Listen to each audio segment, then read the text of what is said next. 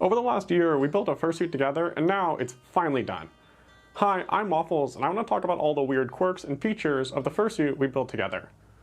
For example, did you know if you turn the eyelids upside down, he becomes a very sad fox? Or if you look at the paw pads, one of them is just slightly off center, meaning that you're forever going to notice it. I want to talk about the good, the bad, the ugly, and just give a general overview of the fursuit that we built together. And at the end of this video, I'm going to talk about how you could potentially own this fursuit. Starting with the brief overview, this is a fox full suit with a plush bodysuit that we built together here on YouTube. Here's the original rep sheet, and then here is kind of the final product that we ended up building.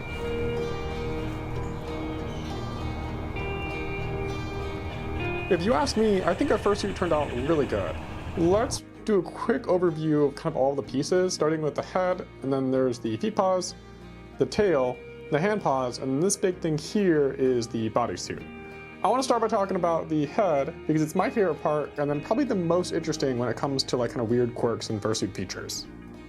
So this is the head that we created for our fursuit. Not only was it the hardest part to make, it's also by far the best. It commands all of the attention, and I think for good reason. Some of the best attributes are the colors. I think these colors pop really good. There's a little hint of teal here and this dark brown. It just ends up looking really nice. I'm a big fan of all that, how that turned out. The yellow eyes have a good pop to them. I just think the head in general on a fursuit is the most important part, and we spent a lot of time building this. Now, it's not all good though. There are a few spots on this that we could definitely improve on for next time. I've had a few people ask me what species this is, and it's supposed to be a fox. I think a lot of newer fursuit makers have the generic canine problem, and we definitely had it here where we really should have pushed the kind of foxy features more and made like the snout more narrow and these ears a different shape. But in general, I think it turned out really good. Big fan of all the little details in here, and the head in general turned out really well.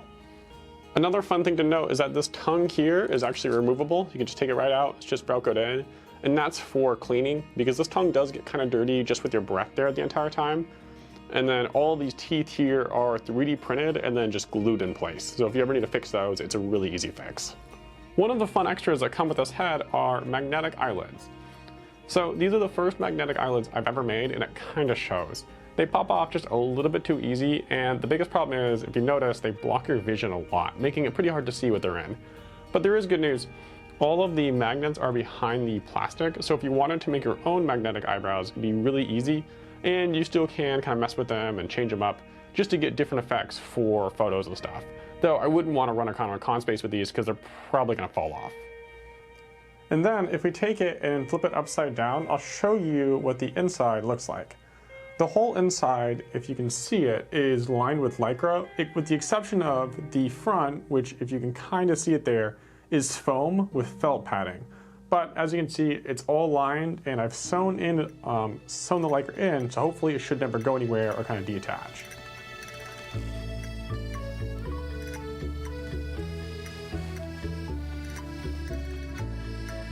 So as you guys can hopefully see, the head fits on really well. I feel like I'm not worried about it falling off at all, and it fits really snugly. I will say the eyesight isn't as good as I would like it to be. It's kind of narrow, and I don't think there's room for glasses, so that is something to keep in mind. Next up, I want to talk about the paws, because I think they're actually one of my favorite parts about this fursuit. Now, with fursuits, you can do feet paws in two different ways. You can do outdoor paws that look like this, made for specifically walking around and going outside, or indoor fursuit paws like this. So these are much nicer. This is all super nice fur. It has these good kind of 3D paw pads, and it's really cool. The downside is you need to walk around in this outdoors, and man, you do not want to get your really nice indoor feet paws dirty. It isn't all bad news though. You can always try making yourself fursuit sandals. I have a tutorial for it here, and it's surprisingly easy, or just commissioning shoes for your fursuit. Now, that being said, these paws do have one of the coolest features out there, and I don't see this a lot on other fursuits, and that it has 4 individual toes. So you can actually kind of slide your hand through these, and it's a really cool effect. I had a lot of fun making these, and just to think that the effect where each toe is individual is just a really cool feature. And then next up here, let me turn it around and I'll show you how it looks like on the inside. So it's just a normal men's 12 running shoe, like a sneaker. It's a feature that I think is really good on fursuits because it means that your feet are never going to fall off, and whenever you do a ton of running around at a convention, you're gonna have really nice, like not destroyed feet at the end of a convention. Out of everything on this fursuit, these paws are by far my favorite. I just really love kind of the teal and dark brown color combo. It just looks really good. But as you can see, they're really secure. They're definitely not gonna go anywhere. The only thing to keep in mind is that you don't wanna get the bottoms dirty, but they will crush every photo that they're in. Next up, let's talk about these paws. One thing I really like about these paws is just the color again. Dark brown with this teal, it just pops so well and I'm a huge fan of it. The outlines for the paw pads I think stand out really well, and it kind of captures the fact that they're not just one big shape. One thing that I think also really works well on these is these big kind of plush claws. I really like it when claws are proportionally sized to the fursuit. You see a lot of fursuits with just small little plastic claws, and I don't think it works as well. One thing real fast, on the inside of these, to get this 3D shape, it's all just kind of like packed polyfill inside. It's really easy to replace because your hands do get pretty sweaty, and it's just something you can do to clean it. And your fingers just slide in between the polyfill and then the bottom of the hand. So like my fingers are like right here. But the effect is actually quite cool. The two different lengths of fur, so the wrist is a longer length than the hands. In retrospect, I probably wouldn't do that again. I think it'd probably look better if it was all really short, but for right now, this is pretty decent. And now you can see as I have them both on, it's actually a really cool effect. Because you have 5 hands as a human and 4 as a fursuiter, or I guess fingers I mean, there's 2 fingers each in this finger here. Overall, I'm really happy with how these paws turned out. They look really good in like an animated setting, and I'm a big fan of how each finger is a different size. It just leads to these paws giving the character a lot more personality, and they lead to some kind of cool shapes that they make when they're folded and when they're being more animated. And then real fast, let's talk about measurements and sizing to see if potentially you would fit in this suit. It was originally created for myself. I am 5'11", about 150 pounds, and I have size 12 men's shoes in it. If you're roughly in that range, so if you're like 6 foot, or if you're like 160 or 65 or anywhere there, you probably would fit in this pretty well. The only thing I'll point out is that I have kind of narrow shoulders, so if you have big broad shoulders, ooh, you might not fit. So just keep that in mind. If you have any specific questions about sizing, I'll leave more information below, and just DM me on Twitter.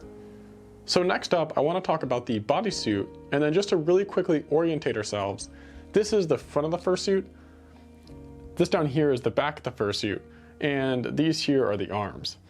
So the way this bodysuit works is that it's a 3D polyfill digigrade bodysuit with big, huge kind of polyfill pockets inside, which you can see here, that give it that kind of 3-dimensional digigrade look. There are a total of 6 pockets, with 2 of them on the back for the cheeks, 2 of them here on the thighs, and then way down here on the ankle, which you actually reach in through the bottom, there is a pocket here to finish the digigrade look. Now, in order to wear the tail with this bodysuit, there is a little tiny hole right here that you use to stick through the belt loops. It's a simple effect, but it works quite well because it fits anyone, and then you don't have to worry about the belt going anywhere because you can just cinch it down to fit your body size. It's a really easy way, and it actually works quite well. Now, enough talking about this bodysuit, let's go ahead and actually put it on. So I had to move to the other room because this fursuit's quite large and I couldn't get it in the workshop. But as you can see, this is a full padded digigrade bodysuit. It even has a kind of quintessential like zigzag of the legs that I think turned out really well. A couple of things to point out while I have the bodysuit on. One, the chest is a bit narrow on me, so if you have super broad shoulders, you probably wouldn't fit into this suit. And I have the back unzipped. While you can do it yourself if you bend your elbow around and get it up, it's kind of a pain in the butt. It's easier just to have a friend to do it, but you can do it yourself. Overall, I'm really happy with how this bodysuit turned out. I'm a big fan of the big plush shapes, and I think whenever you have a kind of more non-anthro look on a fursuit, it helps make it look less like a generic costume and more like a real kind of 3D fursuit character. Online, I see people occasionally say that the bodysuit is one of the easier pieces to make. That may be true for other people, but for me, it was one of the hardest parts on the fursuit. You do have the duct tape dummy, which serves as a kind of a free guide, but still, there are a lot of complex kind of shapes and patterns, and it's quite difficult. It's a big object, and it's doable in the end, but it's harder than I expected. So you tell me, YouTube chat, is this fursuit worth it? This whole project took a lot longer than expected, but as you can see, the results are quite cool. Don't get too sad though. I have another fursuit project coming up soon, but first I want to talk about why I'm getting rid of this fursuit first. When building this fursuit, the plan was never to keep it. For me personally, the journey you go along the way is always so much more rewarding than the final product itself. Now, the current plan is to sell this fursuit at auction with 100% of the money going to charity. If you ask me, I already have too many fursuits and enough money, so I figured this was the best way to give back to the community. If you want to know more, the next video I make will be a short containing a bunch of details on how you can bid and where all the information is going to be at. I'll also post about it on Instagram or Twitter. If you're interested in fursuits in general, make sure you hit the subscribe button. I post a lot about fursuits, I like furry fandom, the fursuit content's really cool. It's just something that's really interested me for my whole life. Now, if you've gone on this journey with me and you've watched this fursuit be constructed, I thank you guys so much, and I can't wait to see you guys again soon.